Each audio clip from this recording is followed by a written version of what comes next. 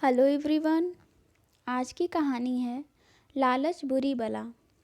यह एक असम की लोक कथा है। असम के एक गांव में तोराली नाम की लड़की रहती थी। गोरा रंग, माथे पर लाल बिंदिया, वह हाथों में चांदी की चूड़ियाँ खनकाती तोराली सबको प्रिय थी। बहुतली रंगमंच पर उसका नृत्य देखकर लोग दांतों तले उंगली दबा लेते। एक दिन उसके पिता के पास अनंत फूकन आया। वह उसी गांव में रहता था। उसने तोराली के पिता से कहा, मैं आपकी लड़की से विवाह करना चाहता हूँ। फूकन के पास धन दौलत की कमी न थी। तोराली के पिता ने तुरंत हामी भर दी। सुबाग धान, मंगल धान कूटा जाने लगा। तोराली अनंत की पत्नी बन गई। कुछ समय तो सुखपूर्वक जीवन बीता, किंतु धीरे धीरे अनंत को व्यवसाय में घाटा होने लगा। देखते ही देखते फूकन के घर में गरीबी छा गई। तोराली को भी रोजी रोटी की तलाश में घर से बाहर निकलना पड़ता था। इस बीच उसने 5 बेटों को जन्म दिया। एक दिन पेड़ के नीचे दबने से फूकन की आंखें जाती रहीं। तोराली को 5 बेटों से बहुत उम्मीद थी। वह दिन रात मेहनत मजदूरी करती, गांव वालों के धान कूटती ताकि सबका पेट भर सके। तोराली भगवान से प्रार्थना करती कि उसके बेटे योग्य बने, किंतु 5 बेटे बहुत अधिक आलसी थे। उन्हें केवल अपना पेट भरना आता था। माता पिता के कष्टों से उनका कोई लेना देना नहीं था। तोराली ने मंदिर में ईश्वर से प्रार्थना की कि उसे एक मेहनती व समझदार पुत्र पैदा हो, परंतु उसने बालकों की जगह एक सांप को जन्म दिया। जन्म लेते ही सांप जंगल में चला गया। तोराली अपनी किस्मत पर फूट फूट कर रोती रही। तोराली के 5 बेटे उसे ताना देते, तुम माँ हो या नागिन, एक सांप को जन्म दिया। फूकन के समझाने पर भी लड़कों के स्वभाव में कोई अंतर नहीं आया। कोई कोई दिन ऐसा भी आता जब घर में खाने को कुछ न होता। 5 बेटे तो मांग मूंग कर खा लेते। फूकन और तोराली अपने छठे सांप बेटे को याद करते रोते। एक रात तोराली को सपने में वही सांप दिखा। उसने कहा, माँ मेरी पूंछ सोने की है, मैं रोज घर आऊँगा। तुम मेरी पूंछ से 1 इंच हिस्सा काट लिया करना। सोने को बेचकर घर का खर्च आराम से चलेगा।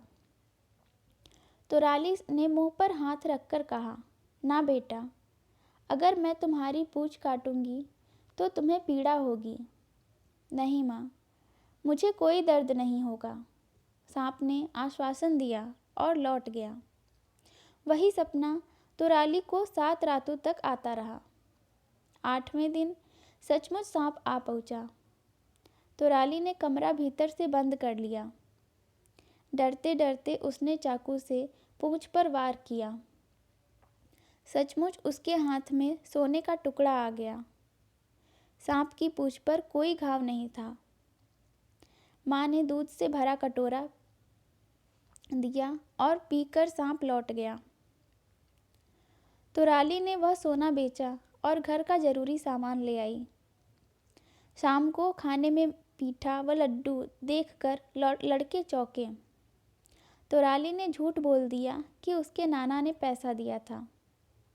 इसी तरह सांप आता रहा और तोराली घर चलाती रही। उसका झूठ ज़्यादा दिन तक नहीं चल सका।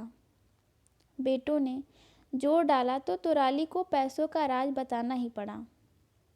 बड़ा लड़का दुत्कारते हुए बोला, मूर्ख माँ, यदि हमारे सांप भाई की पूरी पूंछ सोने की है तो ज़्यादा सोना क्यों नहीं काटती।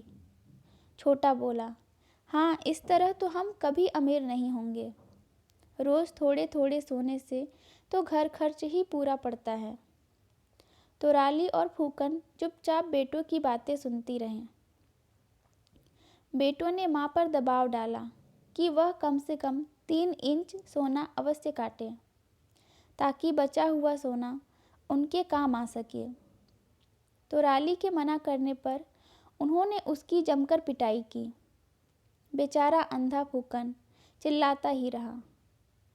रोते रोते तुराली ने मान लिया कि वह अगली बार ज़्यादा सोना काटेगी।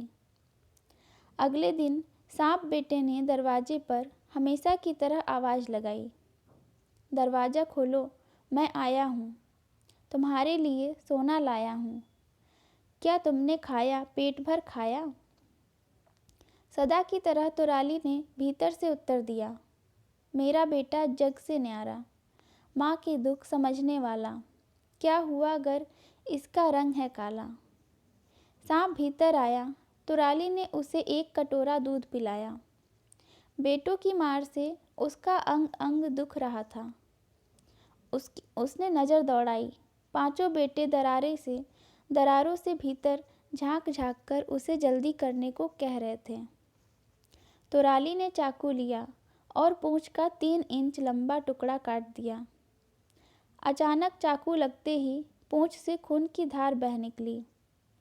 सांप बेटा तड़पने लगा और कुछ देर में ही दम तोड़ दिया।